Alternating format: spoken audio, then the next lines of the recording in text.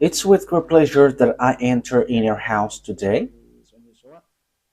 We are back to the moment of the teaching, and the number of the teaching is the number 3. And the title is The Quran is false, but the Torah is the true one. So that is what I'm going to prove today. So again, I am happy to greet all of you. Okay, let me adjust my clothes. Yeah, this is something that I have to do um, at the beginning of the teaching, so that your eyes are not bothered. Your eyes and your what else? Is there another things than eyes? Okay, Yahushua bless you all. It's the ambassador of Yahushua Elia who enters in your house now. So it's the teaching number 3 that you are following. Okay, let's go. Elia is going to explain that the Quran is false, but the Torah is absolutely true. So why we chose this title? Why I chose this title? Because the book of Quran criticize and blame the truth of the Torah. They say that it is wrong, it is being changed, and so on and so forth. But that is what Elia is going to bring. That are all wrong. So if okay, let's say that what they have said is true. So why they should wrote that wrong thing in their book, the Quran? That is not logical at all. So how can you write something wrong in your book? Doesn't that mean that the Quran is false? False double times, because you have wrote something wrong. And if you say we got the truth, so show that truth. But the Sefer Torah is always the Sefer Torah, and there is nothing like wrong or true, but it's only one. And Elia has one. That's why I am saying that.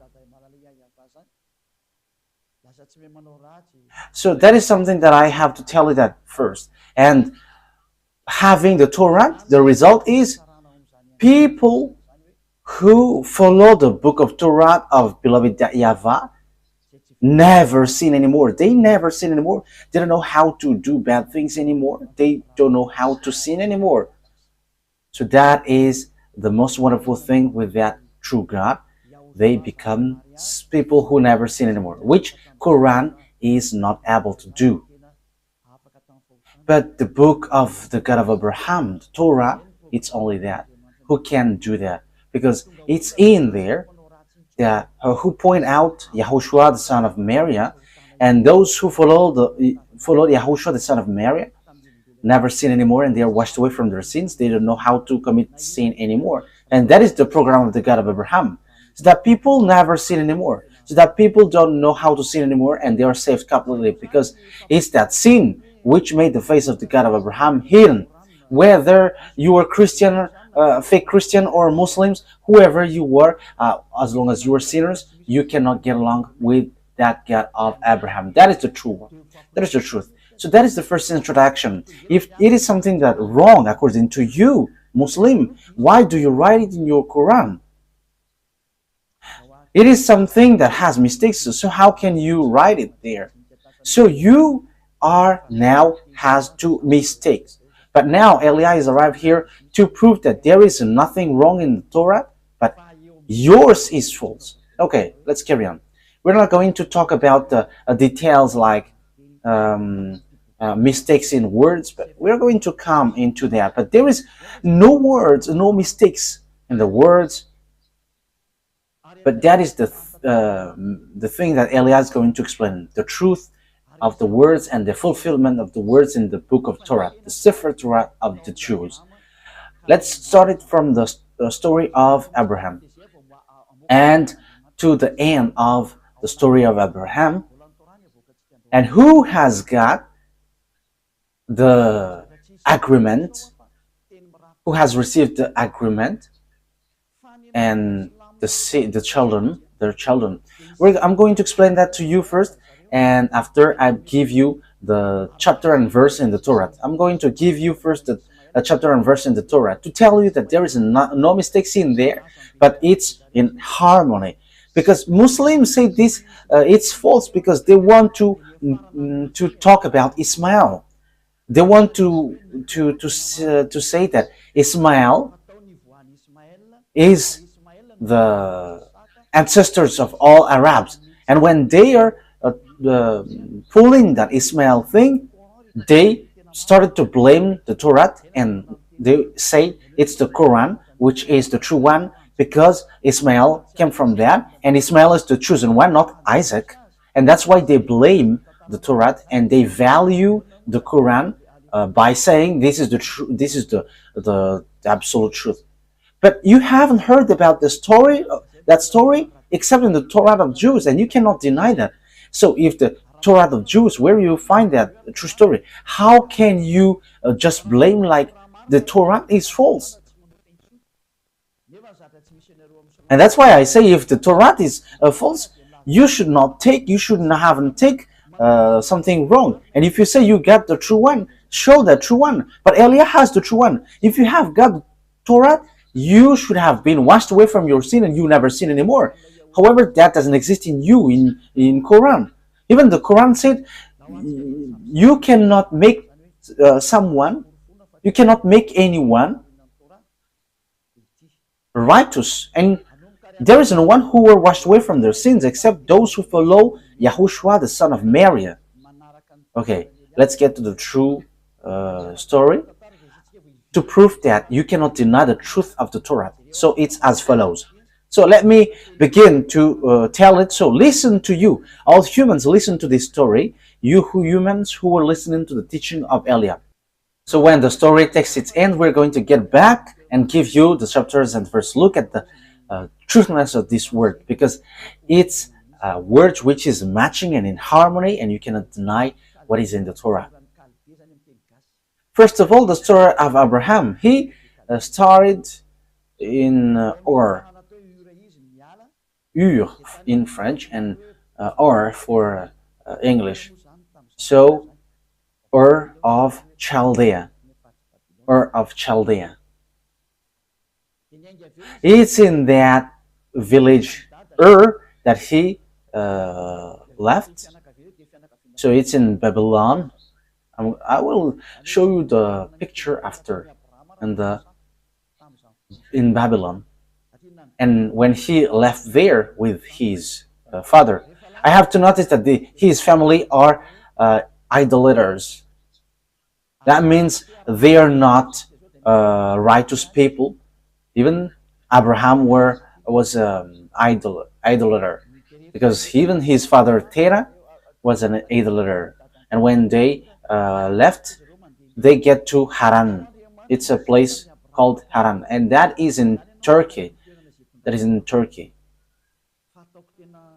And when his father brought him to Haran, because they are wandering, and God showed himself to Abraham and said to him, go to the place where I bring you, because I'm going to make you great.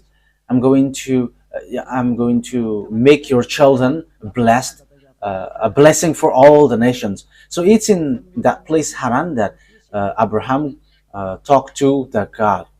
And Abraham went and he reached to the Canaan land. And when he reached there, Father YAHVAH showed him that Canaan, and Father YAHVAH said, I have given this place to you and to your children. Yeah, there was no precision at that time. Which children? Because Abraham gave birth to two sons. One is Isaac and one is Ismail. He hasn't got children yet. That declaration has been given to him. And after they went to Egypt, because there was a terrible famine and there is nothing that they can eat. But in Egypt they can find something to eat. So Abraham went to Egypt, and he found Hagar there, because he went there in Egypt. And when the famine has gone away, Abraham went back to Canaan. And when he went back there, he dwelled in Hebron, in a place called Hebron. So that it's where he end his trip. So when that story that that I have told you was finished, God said, "It's through your children that all the blessing for all nations will come." But he hasn't got children yet at that time.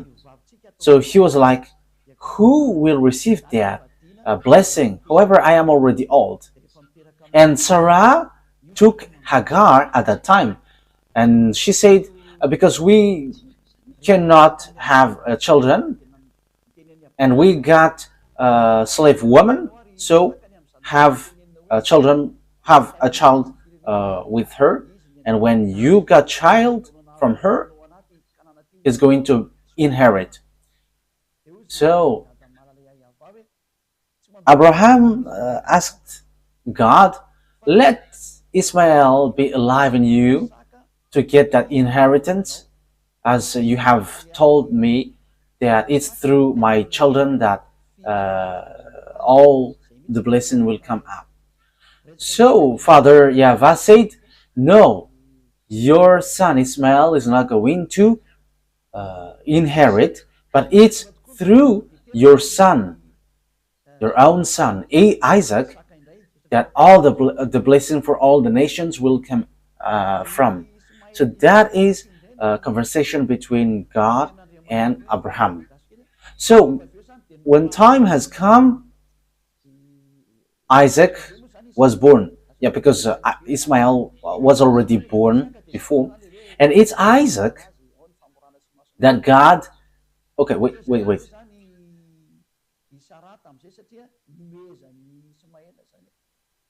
Yeah, wait.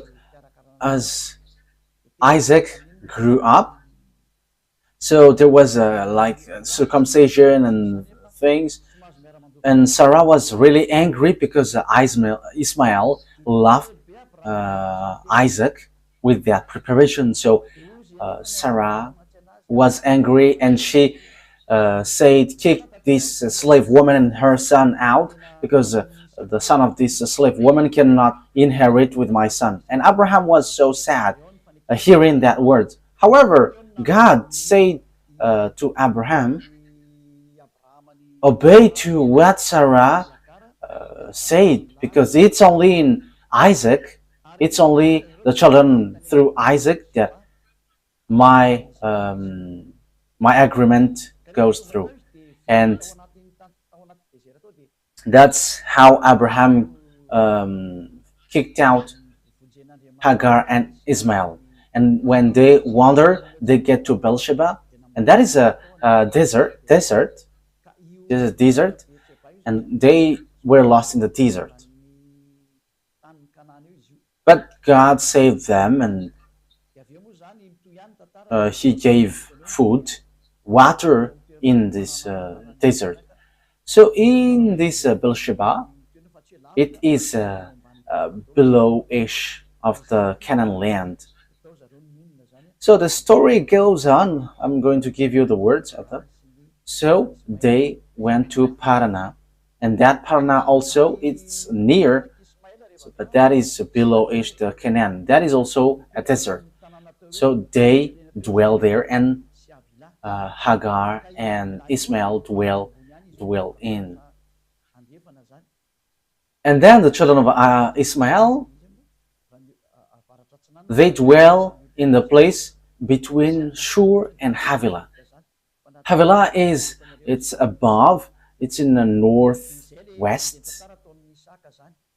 I mean, it's northeast from Israel. And the Shur is next to Egypt. I'm going to give you the picture. And that is how the story went through Isaac. And when the time has come when Ismael was not there anymore because Sarah has kicked him out, so it's when there is no Ismael anymore that God has brought Isaac in a mountain to test Abraham. Okay, kill your son if you like me. So it's logical that God did that because he wants to make sure, as Abraham was an idolater, if he dares. So the God of Abraham saw that he really loves Isaac, and he didn't let him kill his son, but replace him to a sheep. And God said, because you haven't protected your son, your only son. Yes, God has said only son. So he considered Isaac as an only son. And it's through Isaac that I will bless all the nations. But God said, you have to know that your children will go and will be slave in another nation. But remember that when they come back, they will bring lots of wealth. That is what God said. So what happened when that declaration has been made to Isaac? Yeah, Isaac died.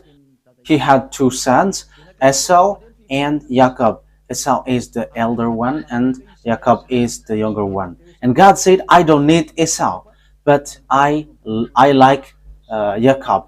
I hate Esau, but I like Jacob. That's what God of Abraham said. And Jacob has received the choice.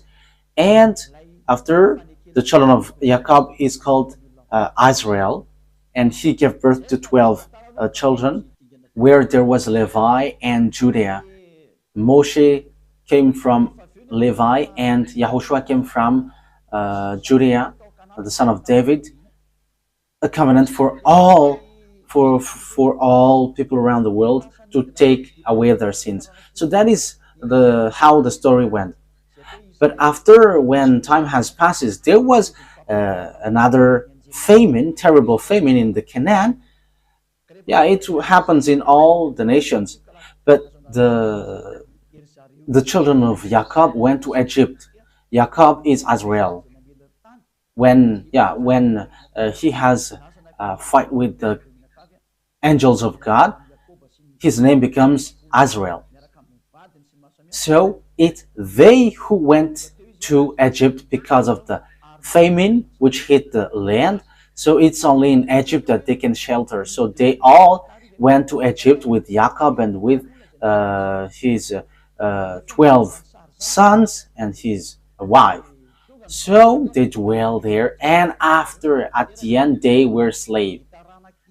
And the story continues. You see, it is a following up story. So where is the mistake?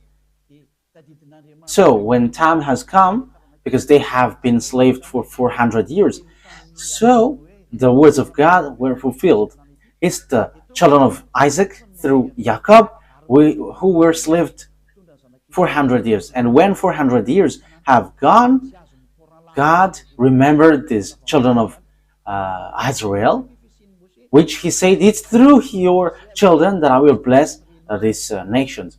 So Moshe, he sent Moshe to get these children of Israel out of Egypt. And that's what happens, that you cannot deny. And that is in the Quran. You say that it's really the children of Israel that he brought out of Egypt.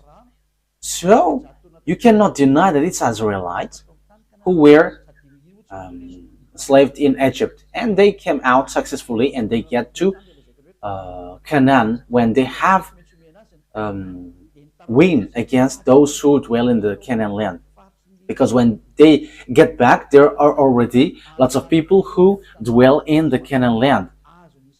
But there are places that they can dwell in Hebron, but they fought against those who already dwell in the Canaan, and they have win against them during the Joshua's era. And Joshua shared the land. Joshua is the soldier of Moshe. So that's how the story went. So here we can see that the God of Abraham said, the Canaan land belongs to Israel, and it's Israel who possess it. No one can have it. What happens is, we can see at the moment we speak, it's because of Muslims, the Quran, who said it.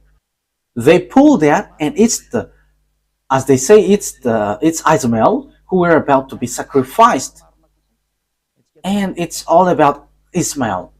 Let me notice Ismail is not Arab, but Ismail is Chaldean, is Babylonian. We know that the state of Babylonian is so strong at that time, where we can find Nebuchadnezzar. They have their own civilization, and it's the children of Ismail, because the children of Abraham is Chaldean and his mother is Egyptian. So Babylonian, Chaldean, and Egyptian. So there is nothing to do with Arabs. So here, as I said, in Shur, near Egypt, and passed through Assyria, it's a little bit above. So they reached to Havilah, near to Turkey. So that's how Ismail's story went. He didn't get down to Arabs' territory. However, Quran took that and they say that it's Ismail who is the ancestor of Arabs.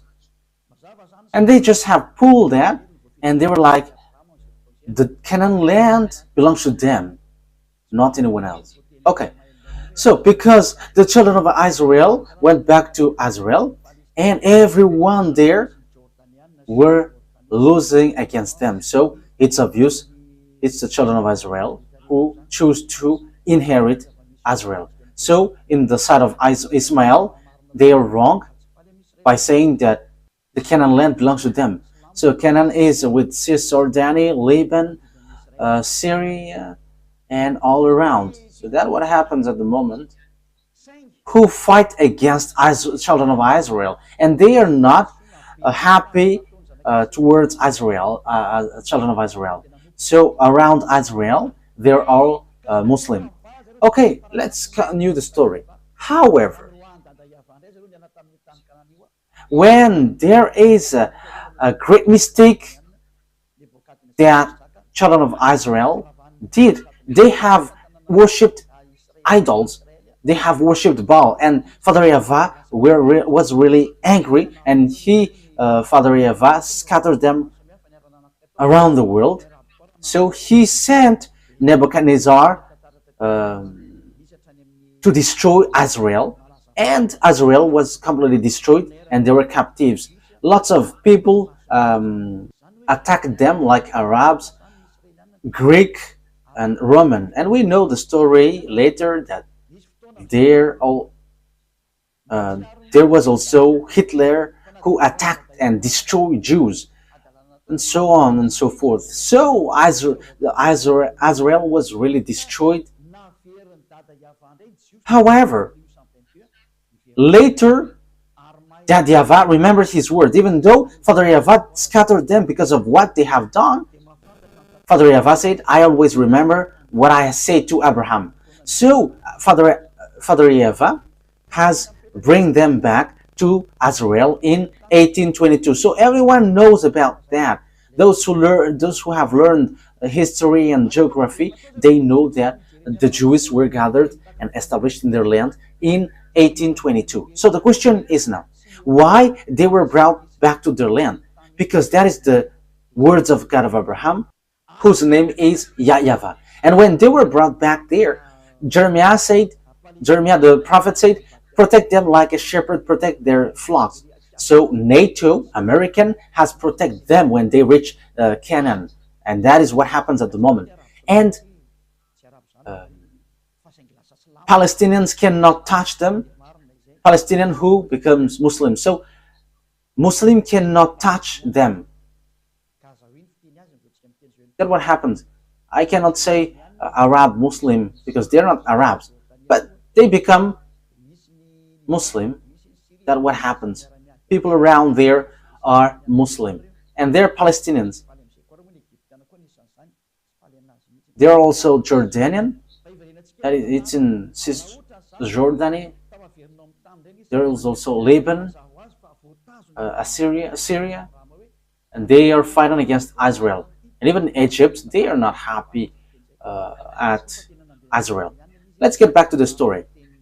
If children of Israel get back to their land, of course, the words of God of Abraham was kept by saying, I will let this land to be possessed by your children.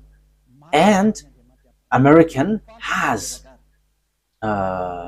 fulfilled and justified the word in Jeremiah chapter 31 verse 10, protect children of Israel like shepherd protect his flock.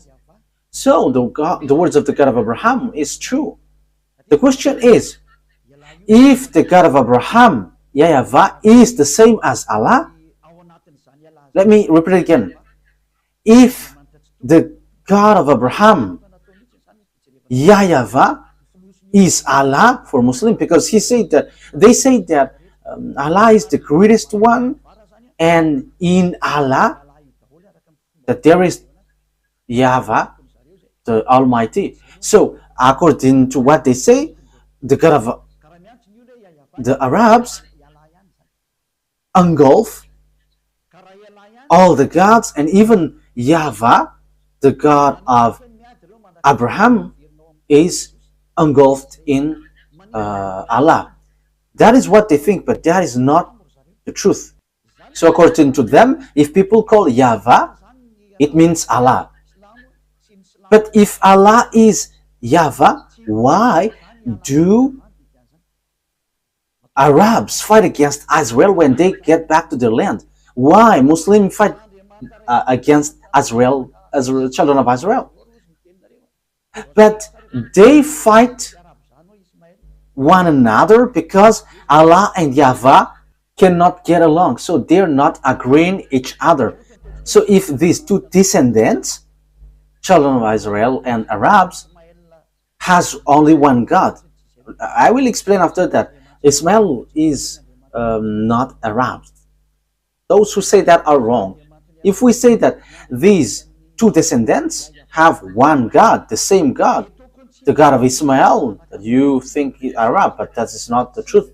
But the God of Arab, who gave the Quran, if the God of Arabs is the same as the God of Jews, YAHVAH, Muslim and Israeli should not fight each other because they're worshiping one God. So why do they fight each other? But they're fighting each other until now and non-stop. Israeli and Muslims, Arabs. That means that the God who brought the children of Israel are different from the God of Arabs. They are completely different, but you Muslims forced it to be the same because you have stolen the story, the teaching in the Sefer Torah, because you want to be the descendants of Ismail. So that is how it ended up. So answer the question: if Allah, God of Quran, and YAHVAH, God in Torah, are the same, if they are the same, why do you fight? Why don't you accept that the land of Canaan is yours? That's why you were fighting against Israeli. But Israeli, children of Israel, they are fair by protecting their land. Whoever touched their land, they're hit. They hit.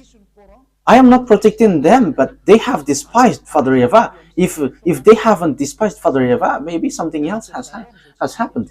But okay, that is the story and the truth of the words to prove to you that the Quran is false, and that is different, completely different from the Torah, because they're fighting each other. However, beloved, that YAHVAH brought the children of Israel to the Canaan. So if that YAHVAH is the same as Allah, why Father YAHVAH fight against Allah?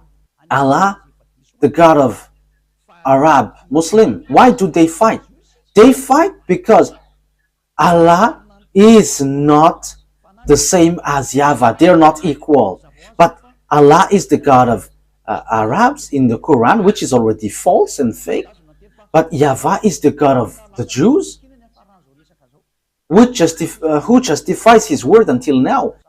The Canaan land belongs to them. So it's obvious Allah is false. Allah is fake, but YAHVAH is true. Because it's about a swindling. It's just swindling the words of the God of Abraham. It doesn't match with what they said, which is in the Quran. You see, if the God of Abraham and the God of the Quran is the same, they should not fight. Because you cannot deny what is inside of the Torah. Because it is said the word is made for the descendants of Abraham. So if he put Israel there, so they should not fight. But they fight because the God of Muslim is not YAHVAH, but Allah. And YAHVAH is the God of Israel. And they cannot accept because this land belongs to them. And Arabs cannot deny that until now. That is the proof that YAHVAH is the truth and that YAHVAH is the mightiest, because they cannot fight against Israel until now. And the Quran is completely false, because what they said, like Ismail inherit Canaan, that is not logical. But and now Israel is really established, and until now. So Quran is completely false, because the words of God didn't get to the Quran, like in Arabs got the Canaan land, but the Canaan land belongs to Israel, and even Israelites get back to their land in 1822. So it's been 200 years ago. It's 200 years ago.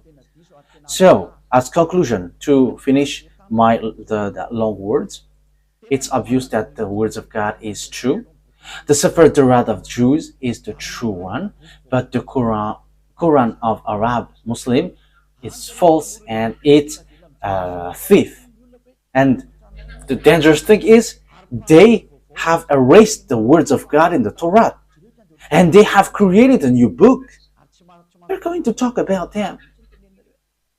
And when they created that book, they ordered people not to look in this Torah, because as they say, it's an ancient book, and they should listen to the new prophet, not the old prophet. You Muslim cannot deny that. You are like, you should not listen to the Torah, because that is an ancient one, and do not listen to the elder prophet, but the prophet of Arab, you should listen. You're just forcing thing, but that is something wrong. Okay, let's follow up it with picture and with chapters and verse. Okay.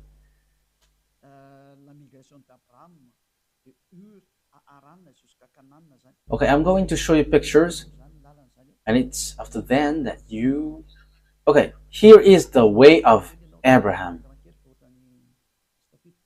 The migration of Abraham, to Haran until Canaan. So it's with these red lines that he went through.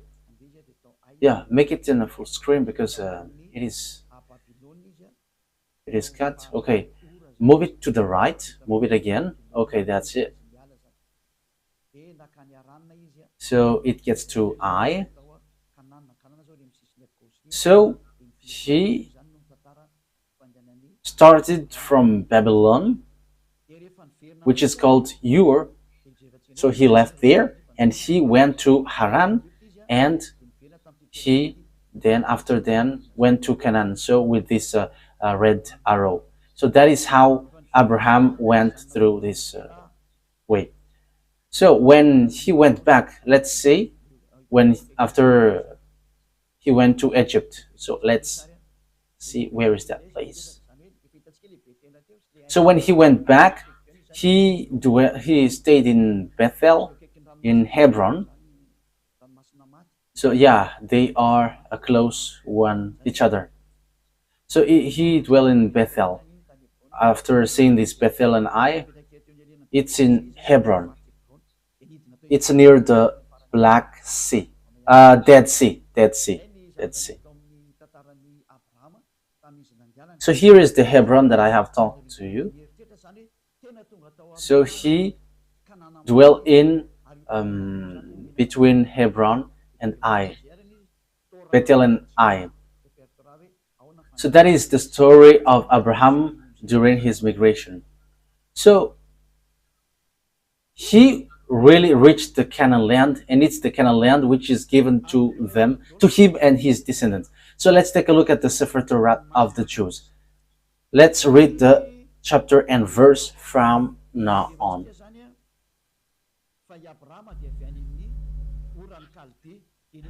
So you can take down this chapter and verse to explain the true words.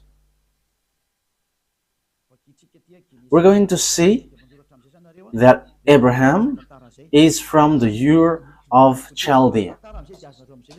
Genesis 11:31. Genesis 11:31. So you take down when that story is clear. Yeah, it must be told as story so that you understand well the thing. Terah took his son Abraham, his grandson Lot, son of Haran, and his daughter-in-law Sarai, the wife of his son Abraham, and together they went out from Ur of the Chaldean to go to the Canaan. But when they came to Haran, they settled there. So that is what I have shown to you. So Haran is next to Turkey. So that is it. Okay. So when Abraham get to Haran, Father YAHVAH called him to get down to the place which is given to him, which is the Canaan. So let's read Genesis 12 verse 1 to 5. Genesis 12, 1 to 5. YAHVAH had said to Abraham, "Go from your country, your people, and your father's household to the land I will show you. I will make you into a great nation." So 1 to 5. "And I will bless you, I will make your name great, and you will be a blessing." So you will be a blessing. So it's through his descendants that this world will be blessed. "I will bless those who bless you, and whoever curses you, I will curse. And all people on earth will be blessed through you." So that is blessing for the people around the world. So Abraham went as YAHVAH had told him, and Lot went with him. Abraham was 75 years old when he set out from Haran. He took his wife Sarai, his nephew Lot, all the possessions they had accumulated, and the people they had acquired in Haran. They set out for the land of Canaan. They arrived there. So they went to Canaan as the picture I've shown to you before. I think that's clear. I think that is already clear for all of you. So they went to Canaan. They reached Canaan according to what God said. "I'm going to bless you here, and it's through your descendant that I will bless all the nations." And beloved, YAHVAH said that it's the descendants of Abraham who will inherit him in this Canaan land. But there is no precision at the time which of his descendants, because he hasn't given birth yet. So we can see that in Genesis 12:8, that we can see God has given declaration that it's through your descendants that I give this land. So 12:7, YAHVAH appeared to Abraham and said, "To your offspring I will give this land." So he built an altar there to YAHVAH, who had appeared to him. So Father YAHVAH said, "This land belongs to your offspring, your descendants." So which to Israel in Bethel, between Bethel and Hai. We have shown you on the picture. So let's read that on Genesis 13, 1 to 3. Genesis chapter 13, verse 1 to 3. So Abraham went up from Egypt to the Negev with his wife and everything he had, and Lot went with him. Abraham had become very wealthy in livestock and in silver and gold. From the Negev, he went from place to place until he came to Bethel, to the place between Bethel and Ai, where his tent had been earlier, and where he had first built an altar There Abraham called on the name of YAHVAH. Now Lot, who was moving about with Abraham, also had flock and herd and tents. So now it says that they went between Bethel and Ai. That is what I have told you just earlier. And at the end they went to Hebron. At the end they went to Hebron. It's in the verse 18 that we can find that. Genesis 13:18. So it's where he ended up his trip in Canaan. So Genesis 13:18. So Abraham went to live near the great trees of Mamre at Hebron, where he pitched his tent. There he built an altar to YAHVAH. So God's words affirm that he dwelt in the Canaan land. And he sent Abraham to wander in the Canaan land to see the length and the width, looking on the eyes. But this land is yours. Yes, the land is so wide.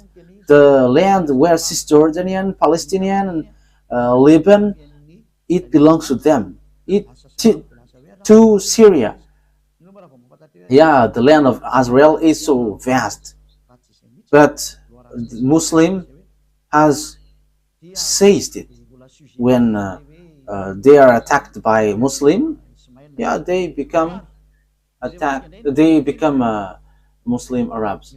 Yeah, when we are talking about them, it's Arabs, but it's not the case. Yeah, it's a huge topic about the Ismail. That is a huge topic. Okay, let's carry on.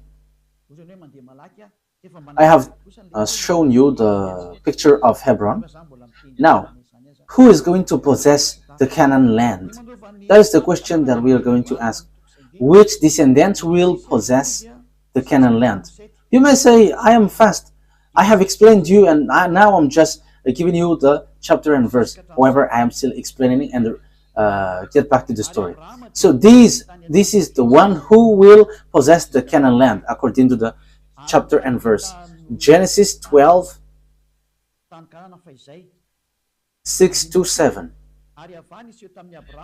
Abraham traveled through the land as far as the site of the great tree of Moreh at Shechem. At that time, the Canaanites were in the land.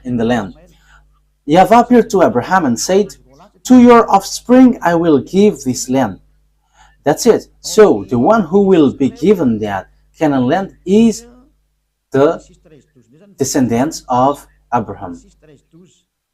But which one of the descendants of his descendants? In Genesis 13:12, we're going to read that. Genesis chapter 13, verse 12. We're going to read. You may say, yeah, it keeps repeating. Yeah, that is not a problem. It's an emphasis. Abraham lived in the land of Canaan, while Lot lived among the cities of the plain and pitched his tent near Sodom. Now the people of Sodom were wicked and were sinning greatly against YAHVAH. So the children of Israel dwell in the land of Canaan.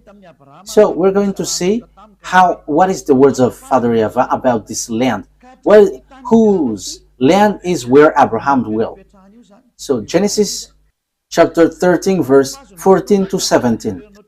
Abraham said to Abraham after Lot has parted from him, look around from where you are, to the north and south, to the east and west. So it's in Hebron.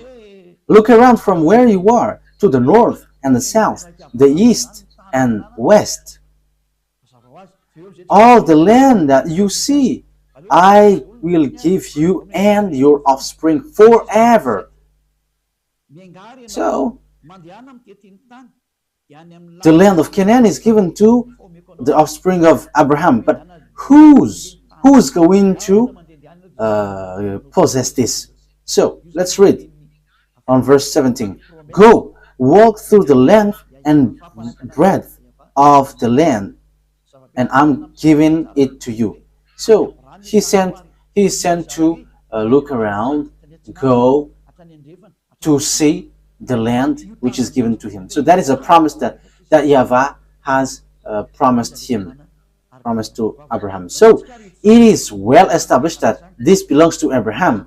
It's so wide from north to south to east to west. So everything that you can see, it belongs to you.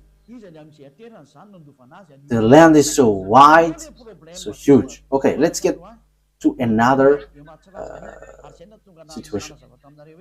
The question is, who among the descendants of Abraham that he has given birth, who will possess the land?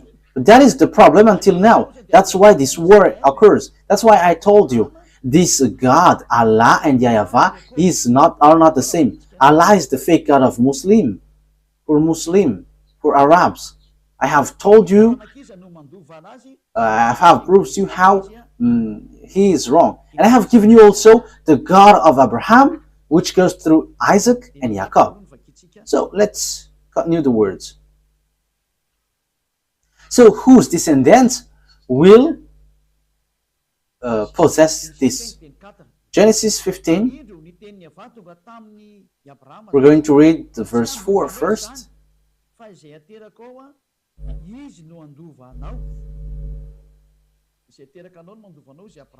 Genesis chapter 15 verse 4. Then the words of YAHVAH came to Abraham. This man will not be your heir, but a son who is your own flesh and blood will be your heir. And which verse I said? So Genesis 15:7 said that it's the descendants of Abraham will take this as possession, will be his heir, not someone else. Yeah. We're going to read the verse 2. But Abraham said, Sovereign YAHVAH, what can you give me, since I remain childless, and the one who will inherit my estate is Eliezer of Damascus? And Abraham said, You have given me no children, so a servant in my household will be my heir. Then YAHVAH said, No, he's not going to be your heir, but it's your own son who will be your heir. So, his heir, according to the words of God that we are going to read, it's Isaac. We're going to read the Sefer Torah of Jews. It's Isaac who is going to be his heir. So God has established well that it's Isaac who is going to be your heir. Genesis chapter 17, and which verse? 19, verse 19. We're going to read, and 21. Genesis chapter 17, verse 19 to 21. Then God said, Not at all, but your wife Sarah will bear you a son, and you're going to call him Isaac. Okay, let's read from above. Verse 17. Abraham fell face down. He laughed and said to him, Will a son be born to a man 100 years old? Will Sarah bear a child at the age of 90? And Abraham said to God, If only Ishmael might live under your blessing. Because Ishmael was already born. Then God said, No, your wife Sarah will bear you a son. At the time, Sarah hasn't got a son yet. And you will call him Isaac. I will establish my covenant with him as an everlasting covenant for his descendants after him. So the words of the God of Abraham is so clear here that it's in Isaac who received the covenant, and he's going to establish the covenant in the children, in the descendants of Isaac. So it's obvious that Ishmael is being kicked out here. He's being rejected. He's being kicked out here. Let's see another words about that to justify the words in Genesis chapter 21. Wait a moment. Let's add the Genesis 17:21. But my covenant I will establish with Isaac from Sarah will bear to you by this next time year. So Sarah hasn't got a son yet, that he said, I will give my covenant to Isaac, but no one else. So let's read that. It's in Genesis 17:18 that God has kicked out Ishmael. Genesis 17:18. And Abraham said to God, if only Ishmael might live under your blessing. Then God said, no, but your wife Sarah will bear you a son. So Ishmael cannot be a heir. Father YAHVAH said, he cannot stand before me, in front of me. So the children of Ismael and Ismael were being kicked out by and rejected by Father YAHVAH. So in Genesis,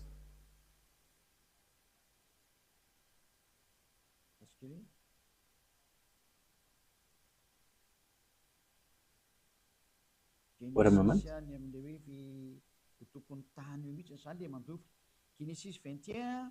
Genesis, it talks about the owner of the land, the one who will possess it. Genesis chapter 21, verse 9 and 10. So here we will see that Hagar has been kicked out. Kicked this slave woman and her son out because he cannot be here with my son. And God of Abraham agreed with that. That is what the Sefer Torah said. And it's really the children of Isaac which get to the Canaan land. And there is nothing to do with Ishmael. And we can see also that those who were slaved 400 years in Egypt was the children of Isaac, not the children of Ishmael. So Genesis 21 verse 9 to 10. But Sarah saw that the son whom Hagar the Egyptian had born to Abraham was mocking.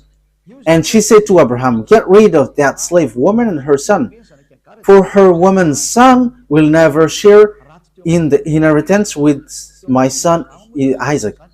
Yeah, Ishmael laughed at Isaac, and Sarah was angry, and she kicked them out. But Abraham was not okay with that. But immediately the God of Abraham entered in stage by saying, follow that word because that is the true one. So if we have listened to that story, how can we falsify something which is really in harmony? So how can we change these words which is matching and which is in harmony? But you just don't want to listen to the truth. Verse 12. But God said to him, do not be so distressed about the boy and your slave woman. Listen to whatever Sarah tells you, because it is through Isaac that your offspring will be reckoned. So that is what the words of God said by the God of Abraham. It's through Isaac that will be reckoned. So we can see that God has rejected Ishmael. Let's get to another word. We're still analyzing all the things. Let's read the next one. And I am also repeating what I have told you earlier, and I am repeating the same thing. So that God said that Isaac is called the only son. So Ishmael is being excluded like two sons. But God said, your son Isaac, only son. Genesis chapter 22 verse 15. So here we can see. So here, when Ishmael and Hagar were kicked out, God said, give me your only son, make him as a sacrifice for me. So it's when Hagar and Ishmael went away that there is this sacrifice. So Muslim with this Quran were wrong by saying that it's Ishmael that Abraham brought. That didn't exist in Torah. The Torah, which was in 2000 BCE, that doesn't exist in Torah.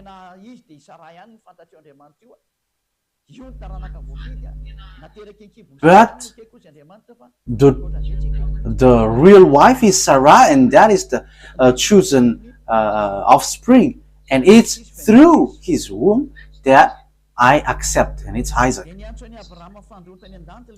Genesis chapter 22 verse 15. The angel of YAHVAH called to Abraham from heaven a second time and said, I swear by myself, declares YAHVAH, that because you have done this and have not withheld your son, your only son. So it called only son. So it's only Isaac who is the only son of Abraham. So the God of Abraham, whose name is YAHVAH, has rejected and kicked out about Ishmael. And it's not in the dashboard of the God of Abraham.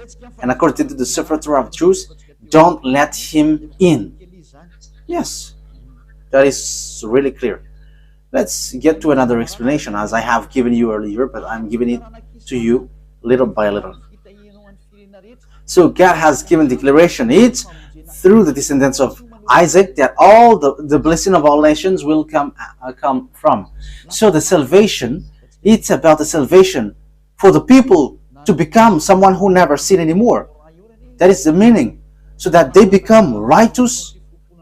So we can see that even the book, the one who wrote the book of Quran, he have asked for forgiveness. If you know the story, he was not sure yet if he will go to paradise or not. You have to. He's not sure yet if he will go to the heaven of heavens or not. You have to follow your book. But Elia, in our book, we say that we are sure 100% our way when we're with the God of Abraham. With Yahushua, the prophet, the last prophet in Jews, he sent. Okay. Let's read Genesis chapter 22 verse 18. And through your offspring, all nations on earth will be blessed. Let's repeat that again.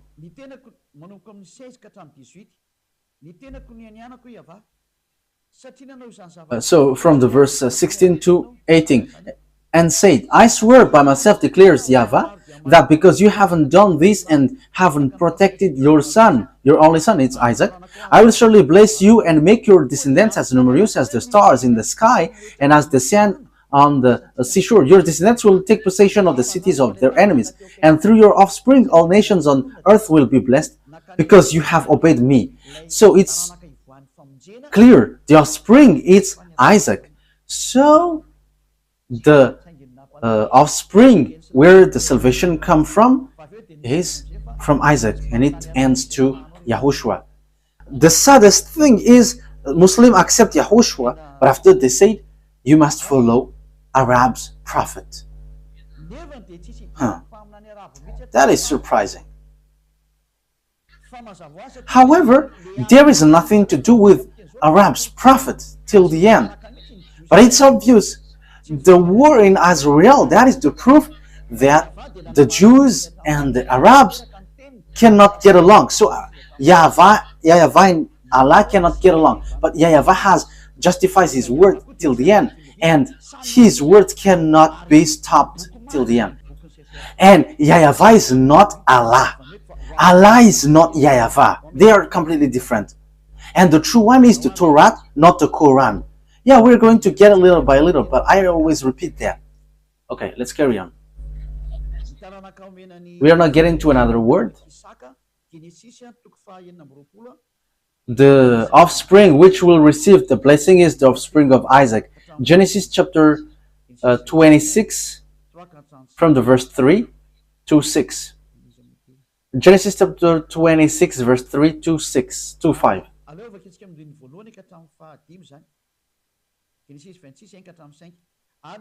Let's start from the verse 1 to 5. Genesis 26, 1 to 5. Now there was famine in the land, besides the previous famine in Abraham's time. And Isaac went to Abimelech, king of the Philistines, in Gerar. And YAHVAH appeared to Isaac and said, do not go down to Egypt. Live in the land where I tell you to live. Stay in this land for a while, and I will be with you and will bless you. For to you and your descendants I will give all these lands, and will confirm the oath I swore to your father Abraham. I will make your descendants as numerous as the star in the sky, and will give them all these lands. And through your offspring all nations on earth will be blessed. Because Abraham obeyed me and did everything I required of him, keeping my commands, my decrees, and my instructions. So here it's clear that as Abraham has obeyed well to his God, YAHVAH, so that YAHVAH has kept his word, I will bless him. So here Abraham told to Isaac in Genesis 26 again, Bereshit for Sefer Torah, in Sefer Torah. So the word is really clear here that the covenant of God went to Isaac, the blessing for all the nations around the world. So it comes from the offspring of Isaac. So there is nothing to do with Ishmael or Arabs. So Arabs are excluded till the end. So Arabs cannot get into this. Like there is no word which gets to Arabs. That doesn't exist. The Torah reject that till the end. That's why I say to you, what is in Quran is not logical.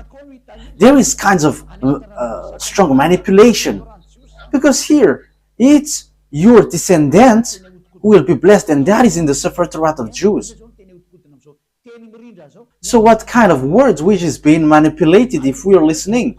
What kind of words which is being manipulated if we are hearing this story of Abraham? Even the whole word, the whole book, it's in harmony. There is nothing that you cannot touch or modify.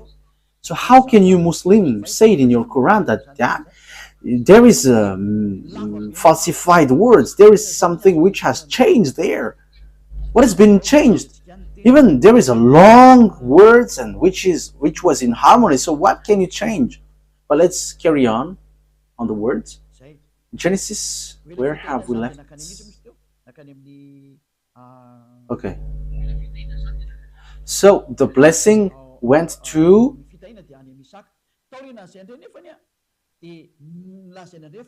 the blessing was in Isaac. So after then, it was said that blessing went to Jacob. So that all the blessing of nations went to Jacob. So let's take a look at the story of Jacob. Genesis chapter 28. Genesis chapter 28.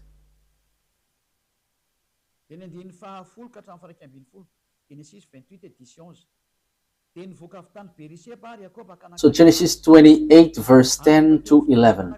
Jacob left Beersheba and set out for Haran. When he reached a certain place, he stopped for the night because the sun had set. Taking one of the stones here, he put it under his head and lay down to sleep because it's already night. And he had got a dream, and he saw the angel of God going up and down. So in the verse 13, God, YAHVAH has shown to him. There above it stood YAHVAH, and he said, I am YAHVAH, the God of your father Abraham and God of Isaac. So how can you say that this is falsified? It is really well established, God of Abraham and God of Isaac. So it's the book of the Jews, you cannot touch it. So it is said, I'm going to give you Jacob this land. Your descendants will be like the dust of the earth, and you will spread out of the west and the east, to the north and to the south. All the people on earth will be blessed through you and your offspring. So here, it's through your descendants that the all earth will be blessed. So here, there is no mistakes in the words of Father YAHVAH, but it is really matched in harmony. And it is said that it is made for the descendants of Abraham, went to Isaac, went to Jacob. So here, this is the sign which is given to you. Let's read that sign. Okay? Remember that the the descendants of Jacob, which is called Azrael also. Okay, let's read that. In Genesis chapter 32, verse 39. So here, where the name Azrael comes up. What? Where is that?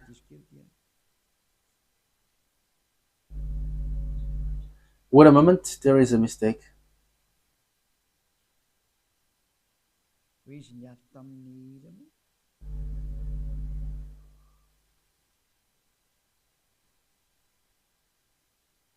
When he fought,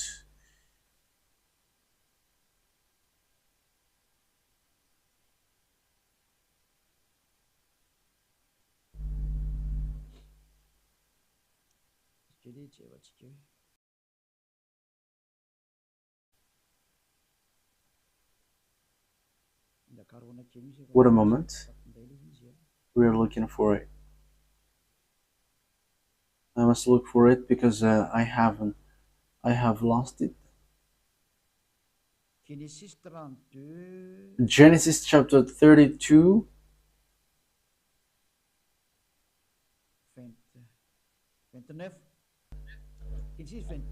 verse 29.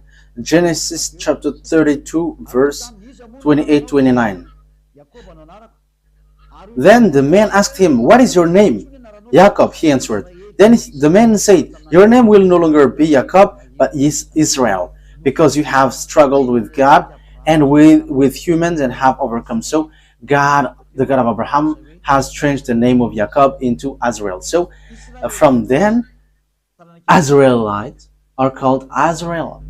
So that is the children of Isaac, children of Jacob, children of Isaac, children of Abraham.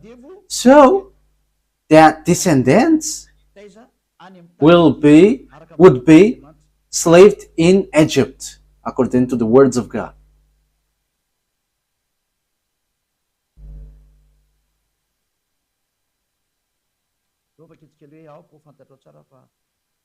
Okay, let's see where there is a passage saying that your descendants will be slaved during 400 years. Genesis chapter 15, verse 13.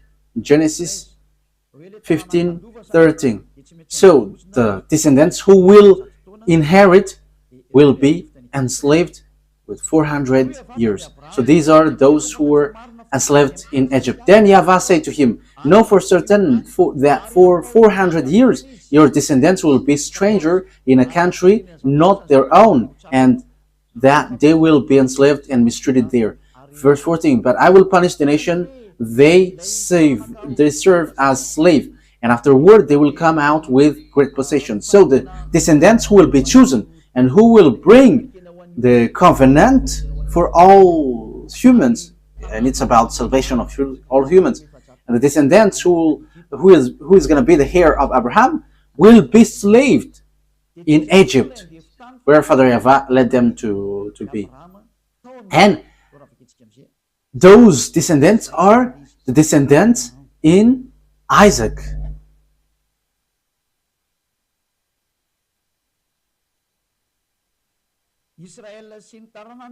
Azrael and his offspring were slaved in Egypt, according to Genesis chapter 46, verse Genesis chapter 46, Okay.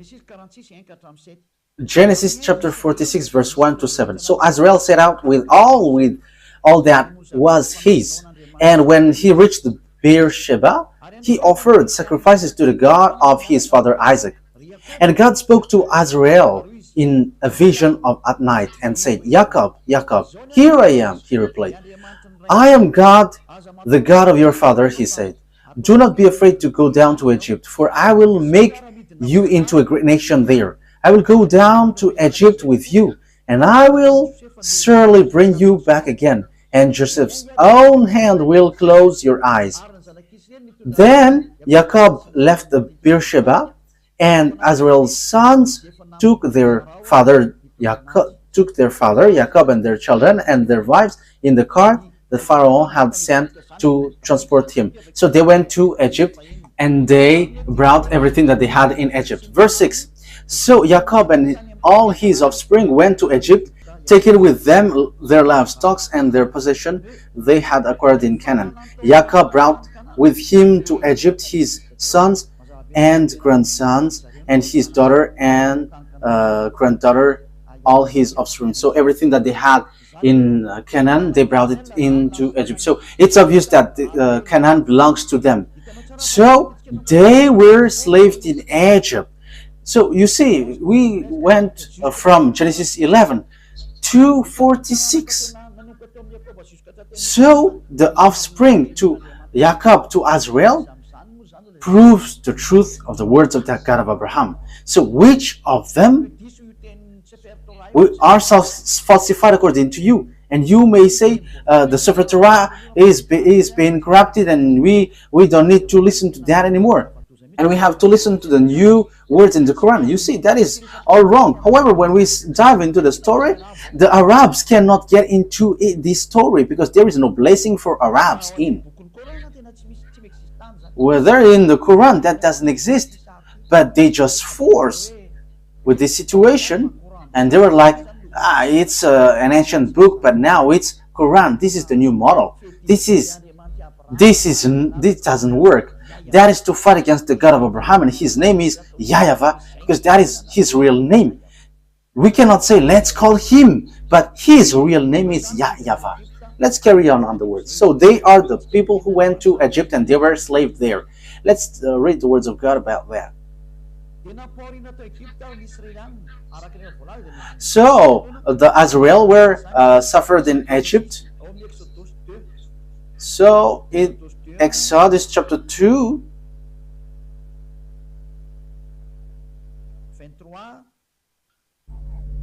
(23 to 24).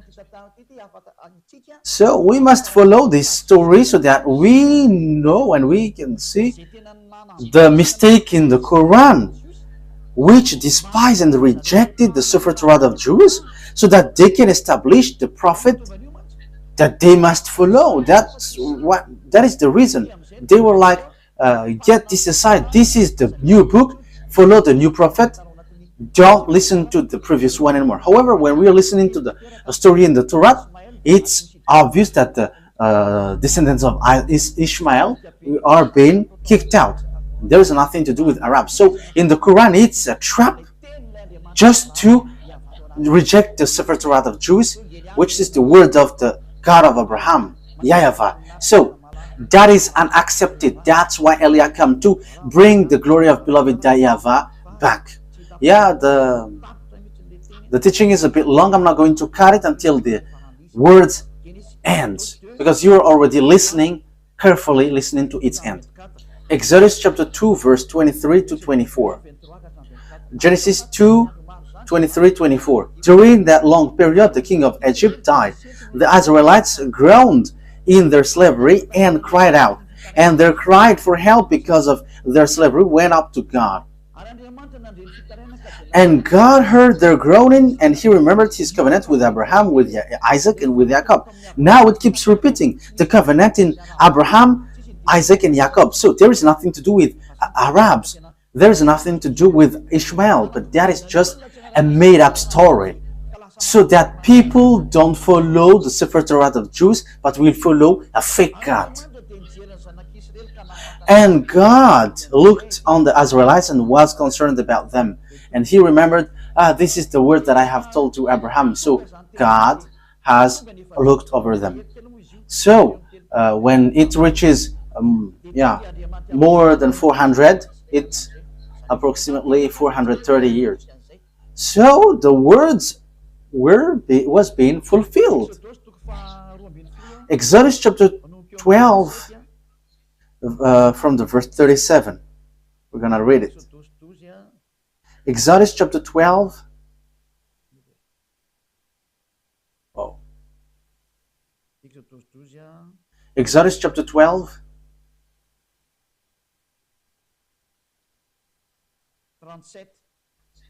Verse 37. The Israelites journeyed from Ramesses to Succoth. There were about 600,000 men on foot, besides women and children. Verse 40, where is it? Verse 40. Okay, let's read from here. Verse 40. Now the length of the time the Israelites people lived in Egypt was for 30 years. And at the end of the 430 years, they, to the very day of YAHVAH's division, left Egypt. So the 400 years was an approximative date. Maybe people will criticize that this is not precise. You cannot force God with time. But when he said 400 years, but he will not give you precision. Even one day for him is 1,000 years for humans. So how can you make precise time for that? So it's here. This is the people who were enslaved in Egypt, and God has brought them out of Egypt and brought them to the Canaan land. And the children of Israel get to the Canaan land as Joshua has led them there. Let's read that. Joshua chapter 11. Joshua 11:23. Joshua 11:23. That the children of Israel get to the Canaan land. And that is to tell you, all who follow this teaching, there is nothing that you can deny with what Elia has taught here.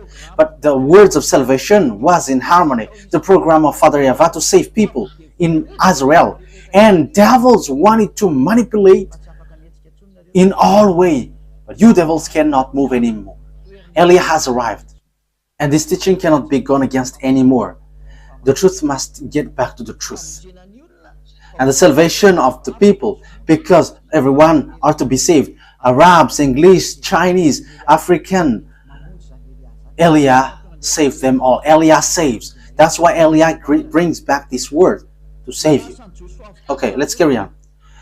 Joshua 11:23. So Joshua took entire land just as YAHVAH had directed Moses, and he gave it as an inheritance to Israel according to their tribal division. Then the land had rest from war. So there was no war anymore, because Joshua has taken all the entire land, as Father YAHVAH said, this is all your land. So when they seized the land, the words of Father YAHVAH has been fulfilled, and Ishmael cannot get included. There is no Ishmael who said, where is our part of land? No, there is no such thing. And until now we see that it's the land belongs to Israel. So what happens after? When the children of Israel, the mindless one, the fool one, did bad things again. I say fool because after seeing these things, they should not betray God. But they have betrayed God and they worship Baal. Okay, let's read the words of God.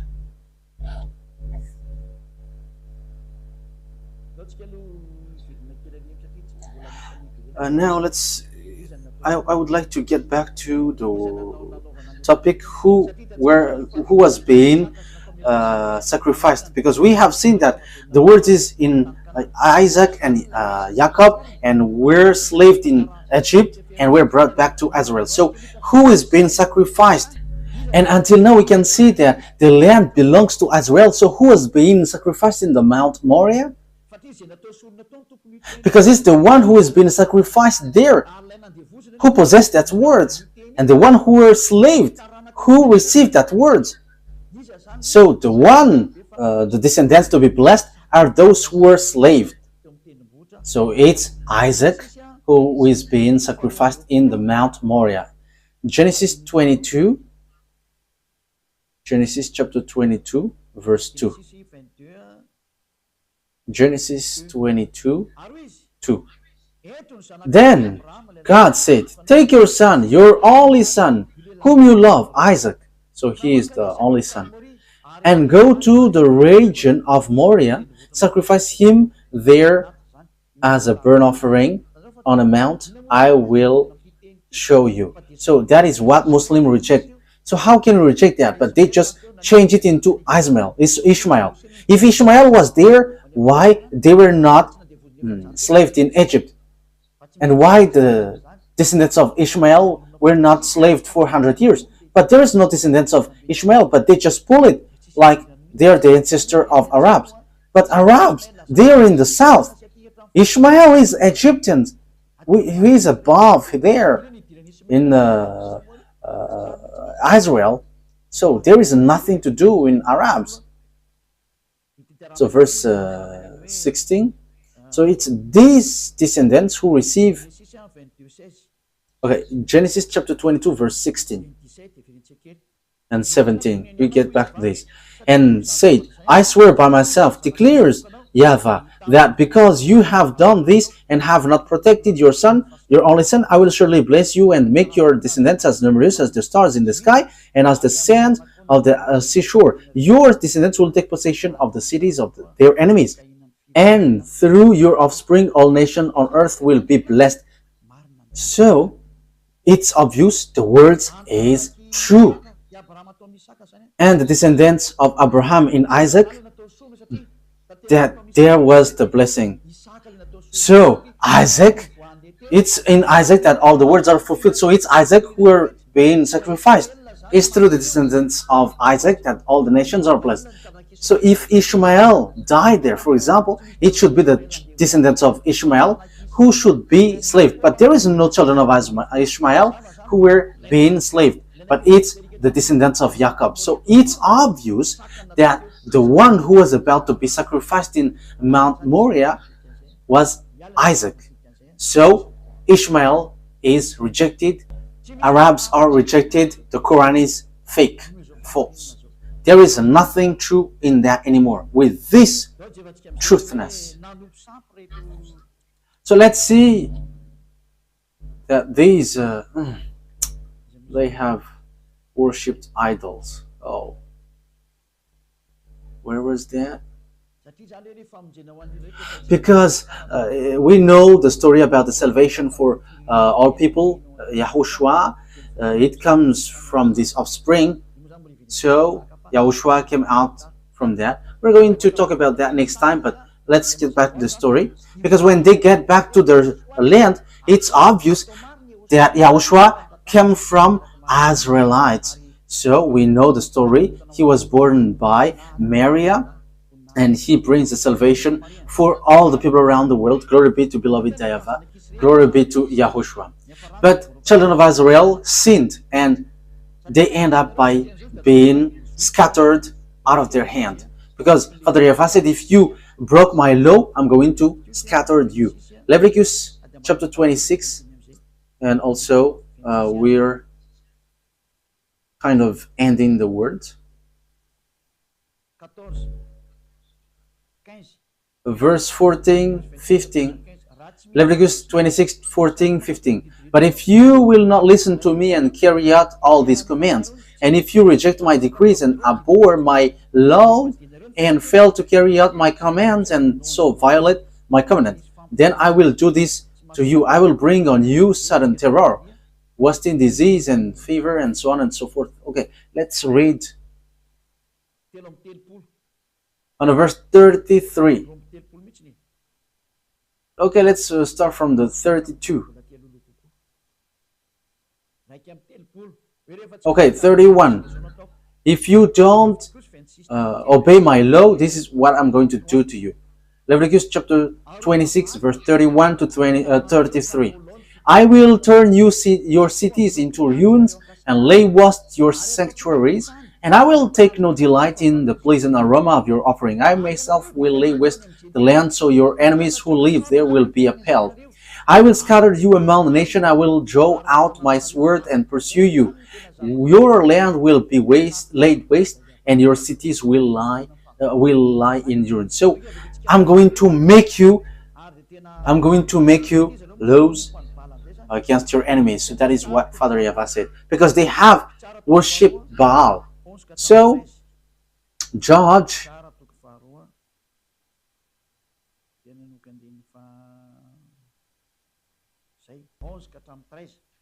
Okay, Judges chapter 2, verse 11 to 13. We're going to continue to 14 if it's okay.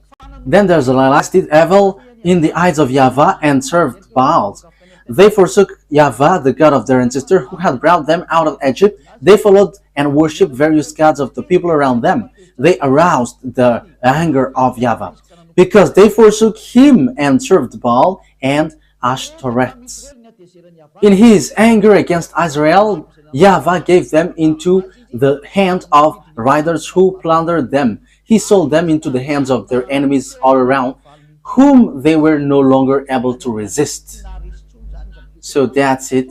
The children of Israel didn't win anymore, but they were destroyed. So the book of Leviticus chapter 26 were fulfilled according to the words of Father YAHVAH. I will destroy you.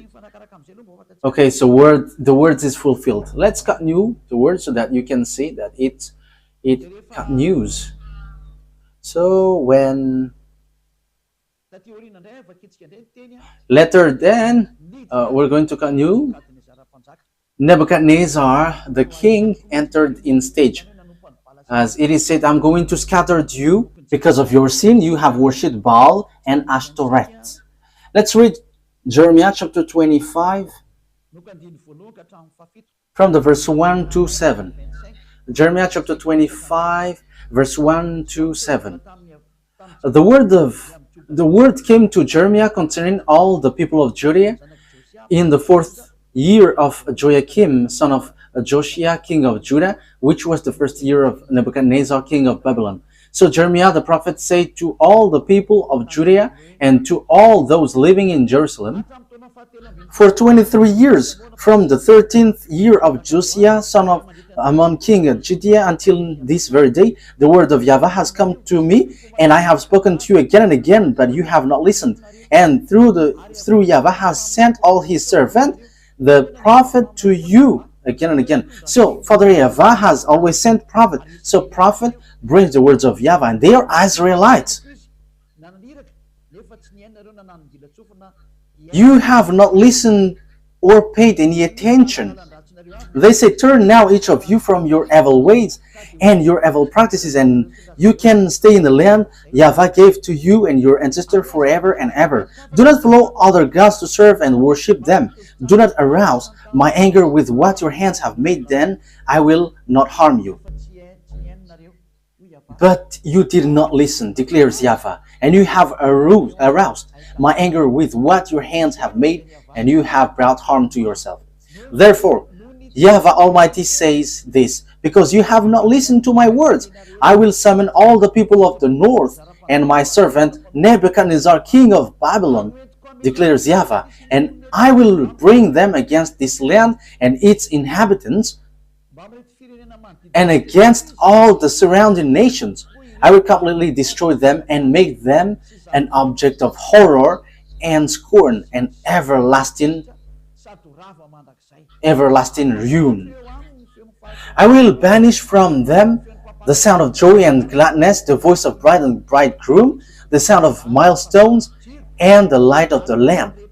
This whole country will become a desolate wasteland, and this nation will serve the king of Babylon 70 years. YAHVAH has beaten them. I'm going to make you captives.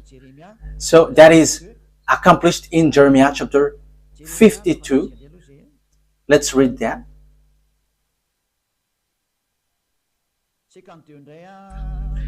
Jeremiah chapter 52,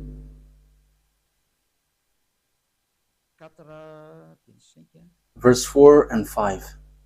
Jeremiah chapter 52, verse 4 and 5. So in the 9th year of Zedekiah's reign, on the 10th day of the 10th month, Nebuchadnezzar, king of Babylon, marched against Jerusalem with his whole army.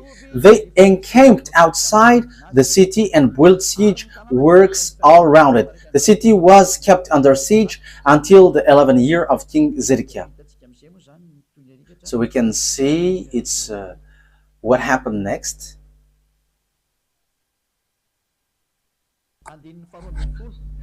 Verse 12. 52, verse 12 to 14. On the 10th day of the 5th month, in the 19th year of Nebuchadnezzar, king of Babylon, Nebuzaradan, commander of imperial guard, who served the king of Babylon, came to Jerusalem. Verse 13. He set fire to the temple of YAHVAH, the royal palace, and all the house of Jerusalem. Every important building he burned down. The whole Babylonian army, under the commander of imperial guard, broke down all the walls around Jerusalem.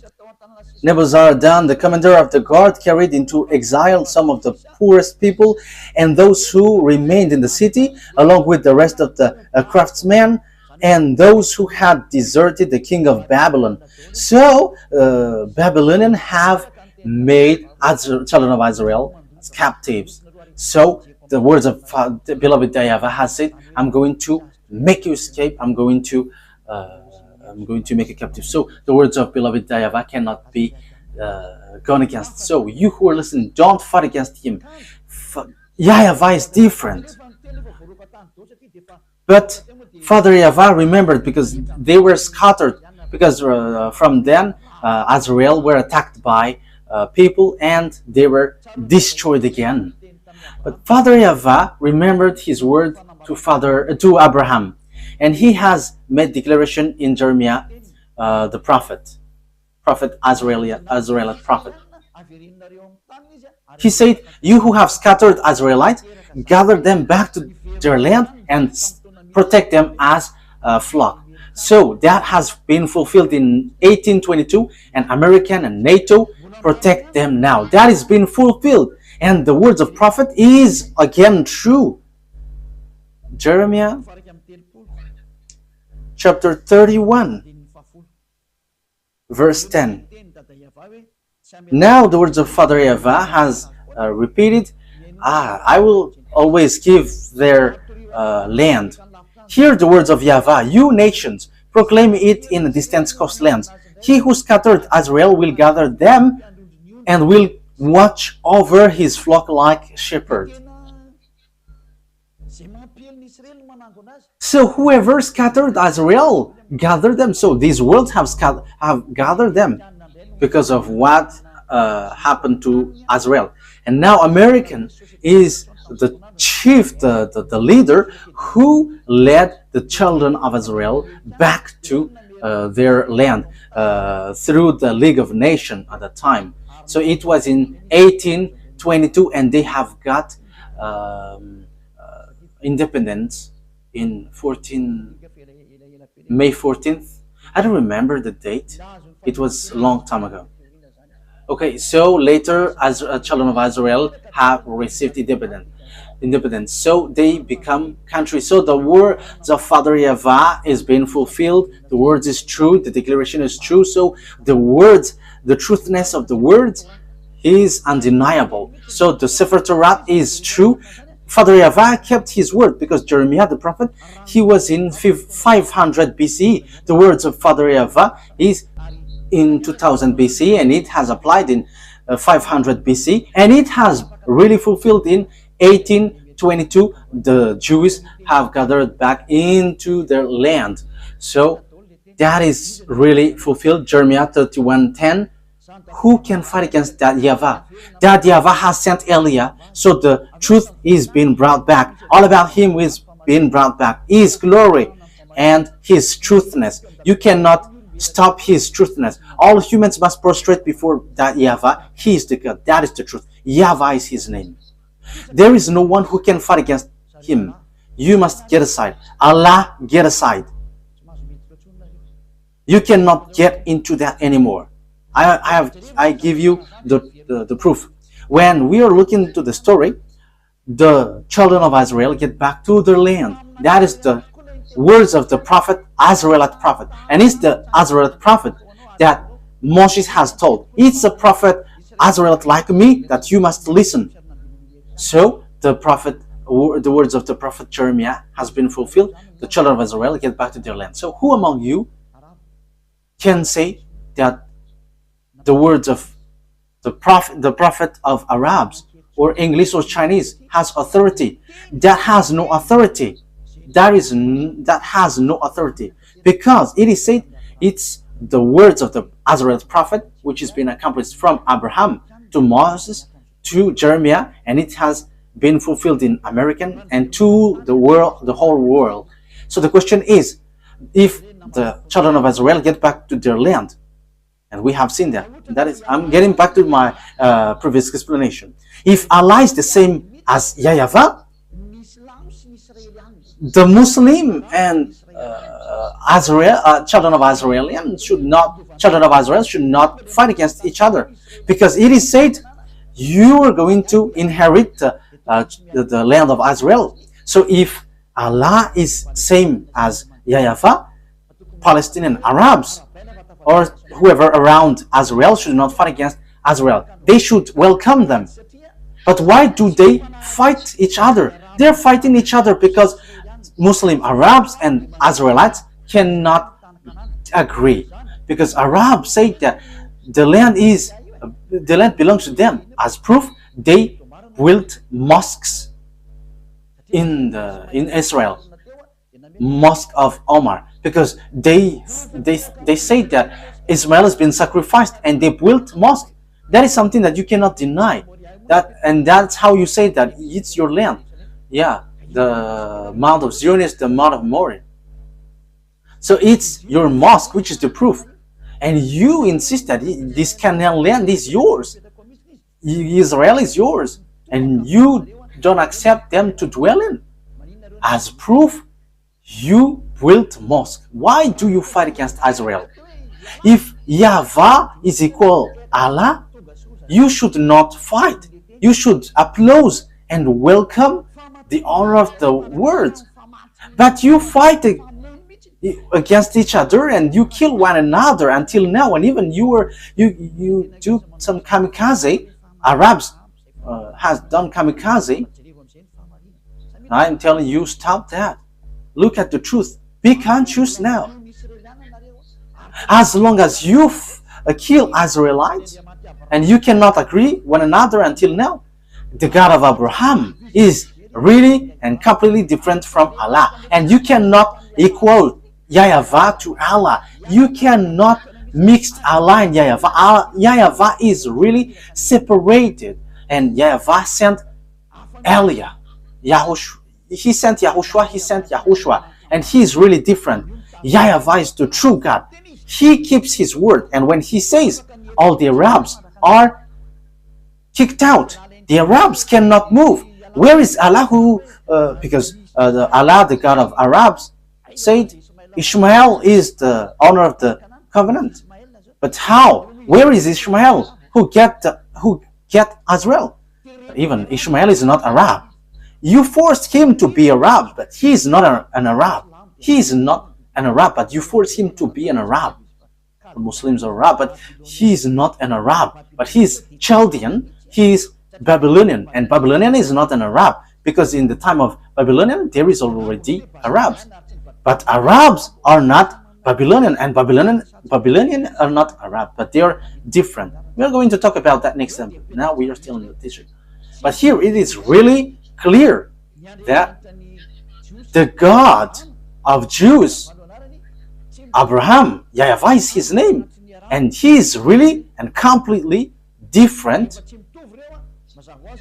from the God of Arabs, whose name is Allah. And when they are different from one another, it's obvious Quran is no longer accepted, but it must be the Torah of Jews which brings the truth.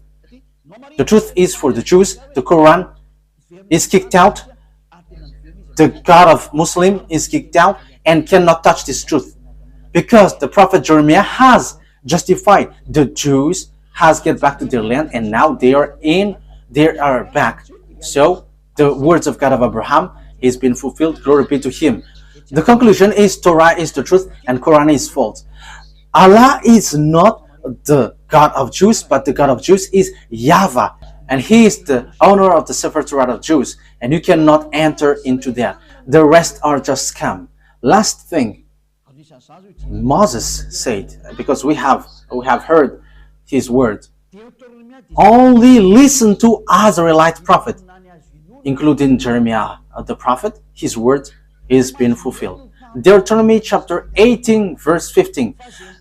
The prophet that you can listen is Israelite, and you cannot listen to other prophet but only Israelite, and it's only the Israelite prophet's words which are fulfilled and no more. And you cannot listen any other prophet but only Israelite, and it gets to YAHOSHUAH. It reaches to YAHOSHUAH, and YAHOSHUAH didn't change any words, but it is still in the same thing. It's only Israelite prophet that you must listen, and it's the words of YAHOSHUAH.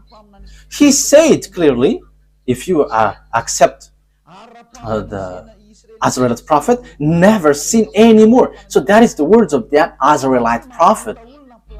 And if we are talking about Israelite prophet, the goal of the God of Abraham is to wash people away from their sins. It's not to make people sinners, but the plan of the God of Abraham is to make people someone who never sin anymore. So we're going to talk about that. What is the plan of the God with that Israelite prophet to be listened? But what the prophet Israelite brings, the conclusion is to bring people to become someone who never sin anymore, and they will never commit sin anymore. But I'll not go to the righteous way, because it is written in their book, they cannot change people to the righteous. But the God of Abraham can make people someone who never sin anymore and the righteous. That is the real work of the God of Abraham. What I am teaching to you for all of you around the world. Note, mine is love. I want to save all of you humans, whether you are Arabs or English or African, whoever you are. The purpose of Eliah is to save you. And if you don't want to be saved, wait for the consequences, because everything has its consequences. I have proved to you. Yeah, our next teaching is what is the word of the prophet and what is the goal of the prophet. Let me give the answer immediately, so that you become someone who never sin anymore, and you don't know how to commit sin anymore, and you will be with the God of Abraham, really, truly. That is his goal, and that's why he sent YAHOSHUAH to save people. But Muslims reject YAHOSHUAH, but they accept something else, which means they keep what they want and they reject what they don't want. You cannot do that. The words he gave is the truth, but it's you who don't know how to go along that, and that's why you say that it's wrong. And all the words are true, and the honor of the words has arrived. And Eliah brings the glory of the honor of the words. YAHVAH is his name, and the truthfulness of his words must be brought back to him, and everyone must prostrate before him. All the gods must flee before him, because the honor of the authority and the burning fire has arrived. YAHVAH is his name, and he sent his son Eliah. That is his name. Yes, I am his son. Who do you want me to be? The words in the Quran, but the rest they destroyed. That is not good. But in the Torah, there is no mistake. There is no single mistake. And Eliah confirms that till the end. And we have proof to justify these words. Those who follow us never sin anymore. The God of Abraham, the God of Isaac, the God of Jacob, because that is the goal of that God. As long as it's a God who make you sinners, it's a fake one, so get out of there. You will be lost in hell. You were deceived there. So those who make you sinners, they are fake. They cannot wash you away from your sin. They are fake. But the true one is the one who can make you someone who never sin anymore. And that is the truth. And he has the authority and the power. Glory be to the Almighty. YAHVAH is his name. Okay. Yahushua bless you. I hope that you have received the words. The last conclusion is the Quran is false. The Torah is the true one. That's it. And Allah will never be equal to YAHVAH. Allah is the God of Arabs, and there is nothing to do with Jews. So YAHVAH is the God of the Jews. Abraham, the God of Abraham and Isaac and Jacob. It's a God of Jews, not the God of Arabs. And now they are fighting each other because the Jews get back to their land, and now they are fighting until now. So Allah is not the God of Jews, and YAHVAH is not the God of Arabs. But YAHVAH is the God of Jews, and Allah is the God of Arabs. YAHVAH has the Sefer Torah, but Allah has the Quran. They cannot get along. It's a foolishness and stupidity for those who get them along, but they have their own. But once you get to the Sefer Torah, we must enter in stage, because that belongs to our dad, so we will never accept that. And the goal of that Sefer Torah, the purpose he sent all the prophet, is to make people someone who never sin anymore, and that is being fulfilled. Glory be to the Almighty. That is all about love. We arrive to bring love, but if you don't want to receive the love, the disaster will come to hit you. It's already here. That's why we are saved. I am saving you. Come to beloved YAHVAH. Come to the true God of Abraham. YAHVAH is his name, not Allah. YAHVAH never gets along with Allah. That is all lies. YAHVAH is really different, and even he fight against Allah. However, Allah cannot fight against him until now, because his word is now being accomplished now until now. That's why come to YAHVAH. He is the true God, and follow YAHOSHUAH. He sent because he is the Savior. Let's pray together. Thank you very much, beloved YAHVAH. Glory be to you forever.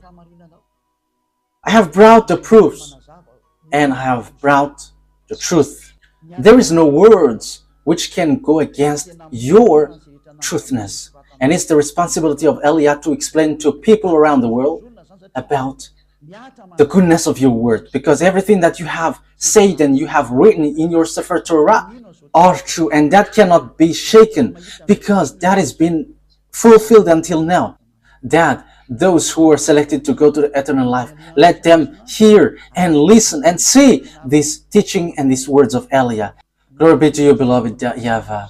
Respond to my prayer, respond to my call every day. You will protect the words and the teaching and the declaration. In your name, YAHOSHUAH, that I make all the prayer. Hallelujah. Amen. So that is our meeting for today. YAHOSHUAH bless all of you. See you on the next teaching. Goodbye.